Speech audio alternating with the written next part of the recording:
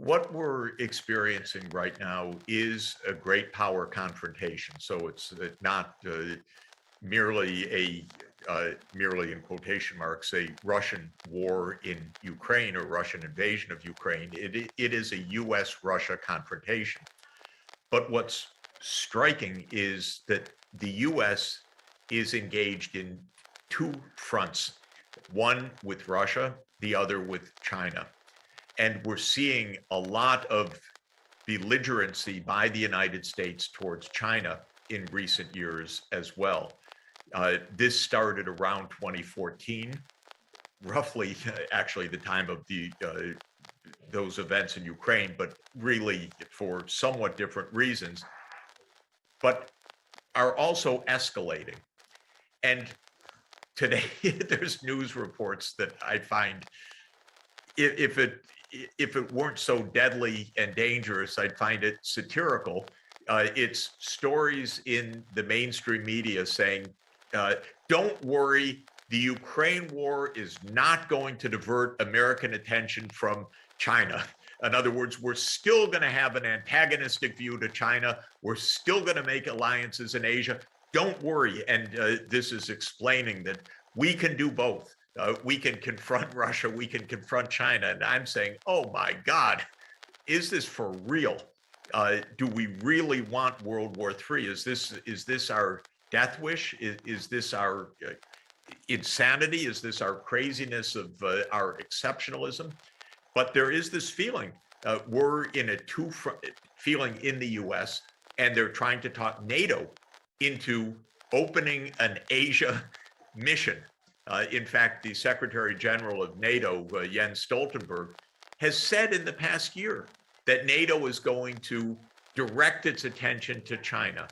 Now, all of this is incredibly important for climate because China is essential for global climate policy, for cooperation, for every dimension of the climate crisis. China by itself can wreck the global climate because it emits about 28% of the greenhouse gases, in the United States about 14%. But just remember, since they're 4 times larger than we are in population, our per capita impact is much, much larger. But China better get this under control or we have a disaster. So are we sitting down to talk with China about this? Are we working out common systems? Are we working out technology standards? Are we agreeing to co-finance projects for decarbonization around the world? Well, I think you could probably guess the answer is no to all of those. We are changing the rhetoric regarding Taiwan. We are drumming up a drumbeat on Taiwan whenever, in the rare moments when US so-called diplomats, but I don't find them very diplomatic, meet with Chinese counterparts, almost the first word out of their mouth is Taiwan. Because what they want to do is, I don't know why, but they want to annoy and provoke China, and probably, and it could not be more dangerous, encourage Taiwan into some kind of adventure that would be incredibly dangerous for Taiwan. I admire Taiwan enormously. And because of that, I would keep the temperature down so that there is no tension, rather than raising the temperature, which I think can only hurt every dimension of this. Now, I was just speaking with the specialized funds around the world addressing some of the core sustainable development issues, the Green Climate Fund, the Global Environment Facility, the Global Fund to Fight AIDS, TB, and Malaria, and so forth. And what they're saying is the war in Ukraine is causing donors to say, you know what, we promised you, we can't really deliver, so we're going to be late. You have to understand, we have a rising military budget, we have a crisis, refugees. Well, this is what war does. War crowds out, even, I mean, literally survival, but it crowds out any kind of longer term thinking. And climate requires 30 years of investment in a concerted way, in a cooperative manner, in a trans-border manner. You don't decarbonize on a whim. You have to make plans. You have to invest in new power systems, power generation, transmission systems, grids that take 10, 15, 20 years to bring to fruition. So all of this makes the climate agenda fraught. And also in the short term, of course, it's bizarre. You have the Biden administration, which came into office as a climate champion, trying to raise production of fossil fuels and say, go for it, because we have to offset the production that we're trying to keep from being exported from Russia. So politically, you turn on the spigot again, rather than saying, no, you should be phasing out and phasing in something else. We say, go for it. Go for the coal, oil, and gas, because that will defeat Russia. And this is, these politicians are really going to be the end of us unless we are able to get a politics that really works for our well-being, not a politics that works for their incredibly short-run horizons. Yeah, there have been many calls in Europe and elsewhere to speed up the transition to renewable energy as a result of this war. I know you've been skeptical in other interviews that this war will actually inspire that kind of necessary action. I mean, how has the decision to end Russian fossil fuel imports impacted the clean energy transition here and abroad? I would say again that the first thing is it just distracts, because if you want to make a transition, you need clear long-term thinking. Clear long-term thinking, at least for me, requires some quiet. Okay, we need to think through 10 years, 20 years. What are we going to do? But with war, it's day to day. It's improvisation. It's budgets that are shifted for armaments.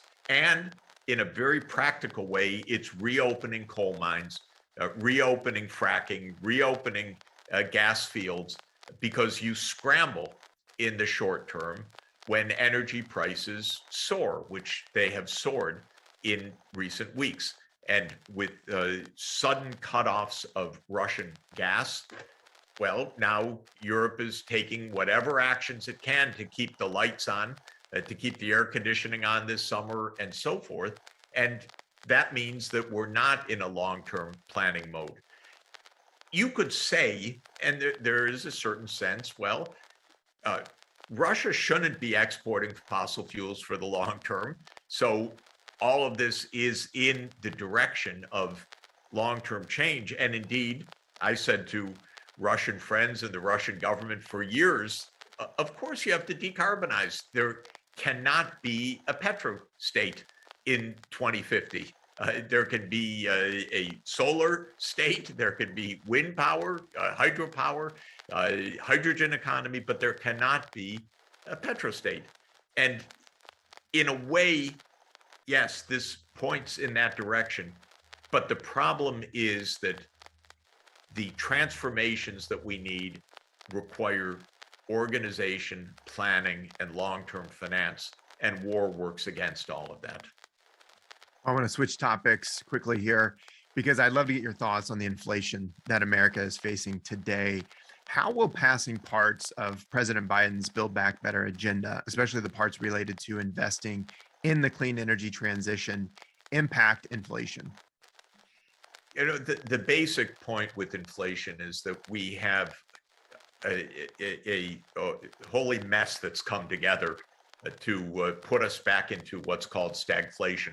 Higher prices, rising prices at a rapid pace, combined with an economy which is strong at the moment, but is absolutely going to slow down, maybe even have a hard landing. And worldwide, we'll have more inflation and even another downturn. Europe probably is already in a downturn because of the war hitting Europe even harder. Well, I came into economics actually 42 years ago when I joined the faculty at Harvard University. My first book was called The Economics of Worldwide Stagflation. It was studying this kind of phenomenon. The 1970s was a period of war. The Yom Kippur War in Israel against its Arab neighbors, for example, the Arab oil embargo, which is not so different from what's happening now, a breakdown of monetary arrangements, which were then called the Bretton Woods system, because it was under the IMF that the US dollar played a particular role in international monetary affairs. So there was this incredible confluence of monetary, fiscal, geopolitical, and resource shocks that came together and produced a stagflation, which was worth writing a book about. So here we are again. We are in a stagflationary mode. Interestingly, the Federal Reserve really had pumped up the money supply for many, many years, and especially after COVID hit. In fact, in two phases, one after the 2008 great crunch, the financial crisis, and then again in 2020, even more remarkably in certain ways, the Fed pumped in money and nothing really happened on inflation except Bitcoin prices went up or stock market prices went up or some asset value prices went up. But prices in the street didn't seem to go up very much. And so there was the modern monetary theory. Oh, we could just print money to our heart's content. And as a monetary economist, I was scratching my head, frankly, saying, how could the money supply go up so much and not have inflation? Well, there is some mystery to that. There remains in disentangling all of this. But I would say the following. We've had a huge increase of the money supply by the Fed. We've had two huge supply shocks, COVID and the war. And the result now is that we are in an inflationary period that is painful and that is familiar in certain ways, more familiar perhaps than how macro looked 2 or 3 years ago. And what does all of this mean? It means, first of all, the world economy is unstable. That goes along with the war also. That goes along with the sanctions regime. That goes along with geopolitical tension. I don't like any of it because it makes everything much harder and it really hits poor countries very, very hard. So we're going to have a lot of debt crises coming up if we don't decisively take measures to head those off. Second, the inflation's likely to continue for a while because the underlying factors are not going to go away. Third, we need to sort out the basics. For me, the first basic is end this war. Second basic is end the taunting and the provocations of China, and some specific measures like the Trump tariffs that were put on Chinese goods that raised prices, by the way, but also created a trade war. Third, I've said now, I can't tell you how many decades, if we want to fund things to make our society decent, we have to raise taxes. You can't do it by printing money, and you can't do it just by debt. So this is a third point that becomes quite important. All really important good things, like decarbonizing the energy system, are affordable by definition. We can't afford not to do them. We will completely wreck the planet. In fact, decarbonizing the energy system requires perhaps a percentage point, even arguably a little bit more than that, per year of GDP in incremental outlays. Maybe, okay, it could be even more than that on some accounts. That's absolutely affordable. But we should have a tax system that is compatible with our spending needs. There's a lot of saving, by the way, that we should be doing in this country. I testified in Congress recently on the fact that our healthcare costs are roughly twice what they should be. We spend 2 times more than our peer countries on hospitalization days, on procedures, on medicines and so forth, because we have a quite monopolized privately owned healthcare system in this country, which has a lot of market power to jack up prices. All of this is to say the Build Back Better agenda is right, because those are about long-term structural changes. I argued, good, it's right, raise taxes to pay for them. That's the right way to do this.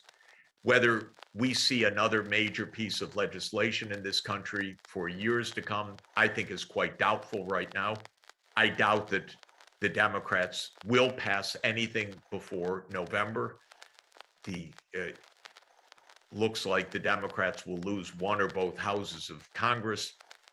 If the Supreme Court goes the way that it seems to be going, we're going to have just a mass of social conflict in this country. Also, we could be many years without a serious piece of legislation in this country, which is completely dreadful. And that's why being engaged in a war with all the things we need to do is just the cruelest, misguided misunderstanding about the role of politics imaginable. And I just am so disappointed in Biden and so disappointed in his mindset that he didn't understand that we need to rebuild the United States, cooperate with other countries, and use diplomacy to head off war, not just Stinger and Javelin weaponry to head off war. And I find it extremely disappointing that we are where we are, and very dangerous.